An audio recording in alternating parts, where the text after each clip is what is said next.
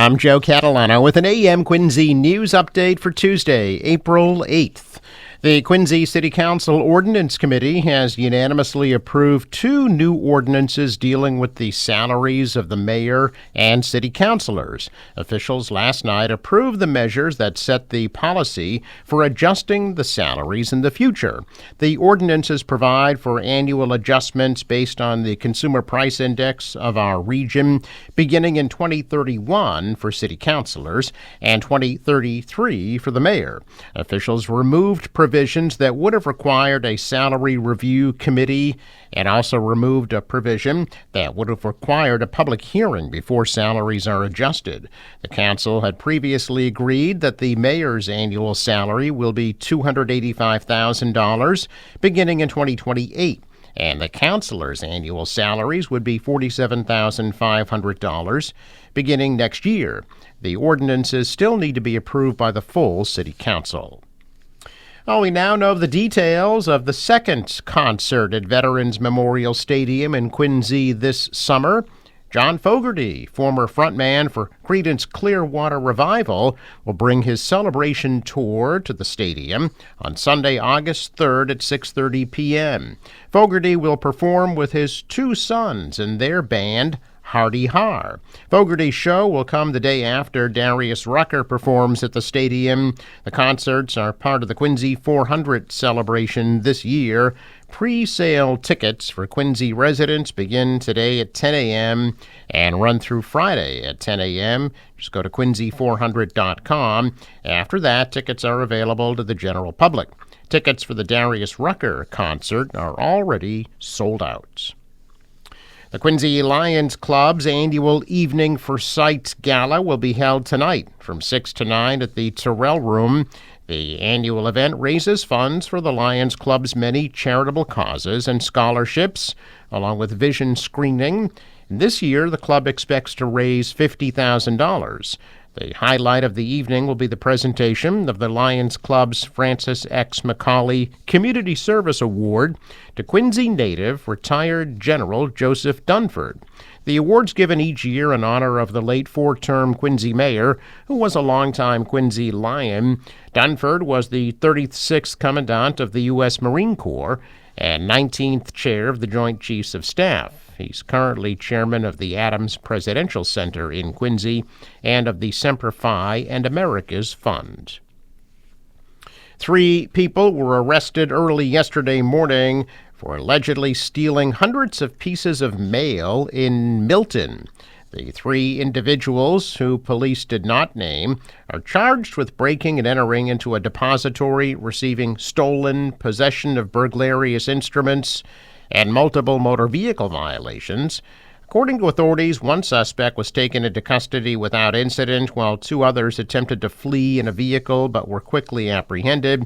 Police say both suspects ran away on foot and were eventually apprehended by Milton Police and a state police canine.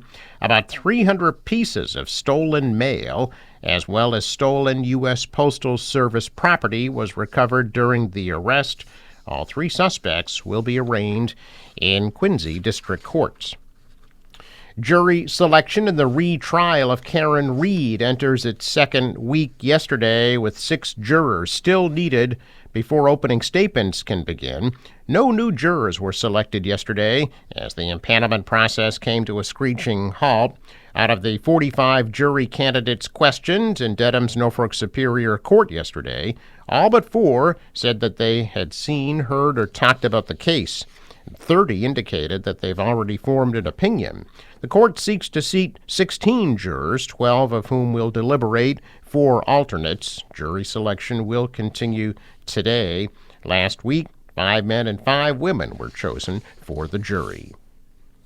A controversial proposal in Massachusetts is sparking debate over the balance between public safety and First Amendment rights. Lawmakers are considering a bill that would create a 25-foot buffer zone when filming police or first responders. The bill's sponsors include 1 Democrat and 1 Republican, so there is support from both sides of the aisle. But some have concerns about First Amendment rights. Law enforcement leaders on Beacon Hill are pushing new legislation that would require anyone filming first responders to stay at least 25 feet away after getting a verbal warning. The bill would impose fines of up to $1,000 and potential jail time for people who don't comply or interfere with police officers, firefighters, or EMTs while they're working. The proposal mirrors a Florida law signed by Governor Ron DeSantis last year. Critics argue the recent increase in people filming their interactions with police has helped expose misconduct. The two lawmakers behind the bill, called the HALO Act, both served on their local police departments. They say they need this tool to keep first responders safe.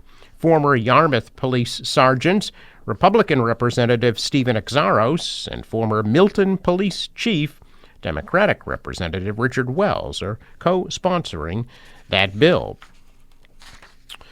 Mike Keneally, a former private equity manager who spent 4 years as state housing and economic development secretary under Governor Baker, has declared his candidacy for Massachusetts governor and said the state is, quote, heading in the wrong direction. Jumping into the ring against Governor Maura Healey, who plans to seek re-election in 2026, Keneally released a launch video yesterday. He pointed to rising expenses, education, the emergency family shelter crisis, and out-migration as key areas where the Bay State is struggling. Although the press release announcing Keneally's campaign launch made no mention of his party affiliation, a spokesperson confirmed he is running as a Republican.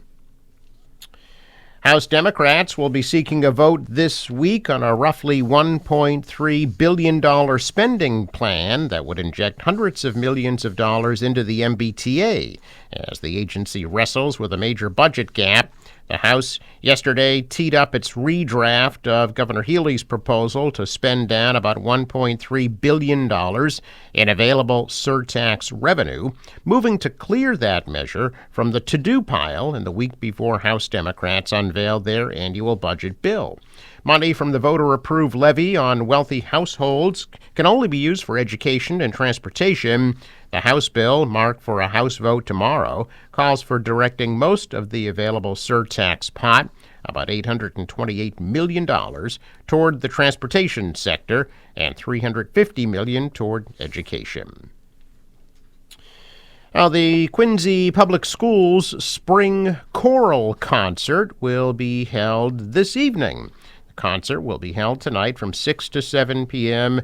in the Lloyd Hill Auditorium at Quincy High School, featuring the Quincy High School Junior Choir, the North Quincy High School Junior Choir, the Quincy High Concert Choir, the North Quincy High Concert Choir, and the Quincy North Quincy Select Choir. Again, the concert is this evening from 6 to 7 p.m. at Quincy High School. Check of business news. Stocks are mixed. The Dow is down 349. The Nasdaq rose 15. The S&P fell 11. Asian shares and U.S. futures advanced, led by gains in Tokyo, where the Nikkei shot up 6% as markets calmed somewhat after the shocks from President Trump's tariff hikes. The dollar fell, the euro is down, and oil is down to $64 a barrel. In sports, the Blue Jays beat the Red Sox at Fenway 6-2 last night. They'll play again tonight at 6:45 p.m. The Bruins are in New Jersey at 7. The Celtics are in New York against the Knicks at 7:30. Forecast from the National Weather Service. Today, morning clouds and drizzle, then some afternoon sun, but the wind is going to ramp up today. There is a high wind warning in effect, with temperatures only in the low 40s. Clear and cold tonight. Temperatures dip into the mid-20s. Tomorrow, mostly sunny, breezy, high 47. Thursday, cloudy and mild, high of 54. And some showers Friday with a high 50 degrees. For the boater today, waves about 2 feet. The winds northwest 5 to 10 knots will become westerly and increase 15 to 20 with gusts to 40 miles per hour later today. High tide 9:03 a.m. Sunrise 6:14, sets at 7:17. Traffic note: Fore River Bridge scheduled to open Tuesday at 9 a.m. and Wednesday at 6 a.m.